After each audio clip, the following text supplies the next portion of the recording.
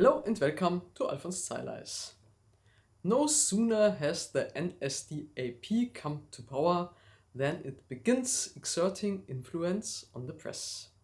You can find out what that means in this video.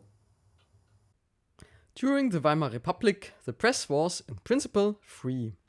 There was a diversity of opinion comparable to today's media landscape.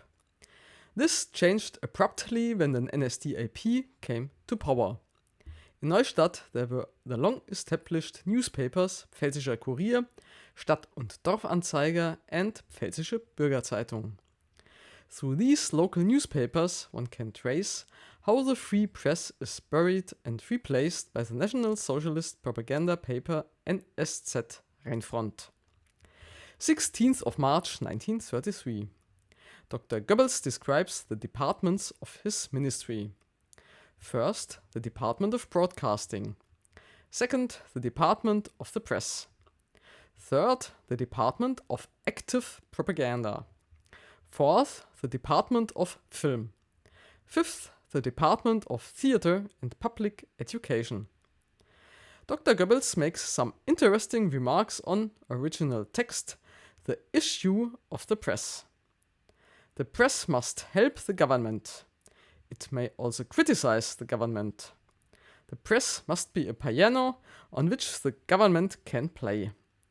Even if they have something to criticize about the government, it must be presented in such a form and tone that the government's enemies at home and abroad are not given the opportunity to quote it, and thereby say something they were not allowed to say without risking a ban. An interesting statement. Is that still criticism? Does that perhaps mean that the press is now supposed to censor itself? On 25th of April 1933, Goebbels makes his position clearer. There is no such thing as a press without a bias. It is understandable, of course, that the press should object to being subordinated to the bias of a single party. But what the Reich government wants is not a matter for one party, but a matter for the whole people. It could hardly be more blatant. In the National Socialist Dictatorship, the NSDAP is the government, the state, and defines what the people, or to use Nazi jargon, the Volksgemeinschaft, which means people's community, are. On 5th of May 1933, Bavarian Minister of State Esser makes his position even clearer. There can be no such thing as so-called neutrality in the press from now on.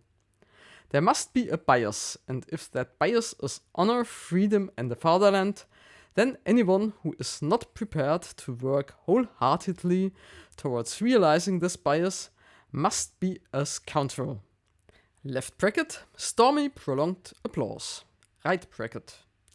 Now, in these days, when the whole world is once again brandishing the torch of propaganda and lies, the press has all the more of a duty to present a factual, true and genuine picture of public opinion in Germany. End of quote. So, by May 1933, we've reached this point. The whole world is supposedly spreading propaganda and lies against Germany.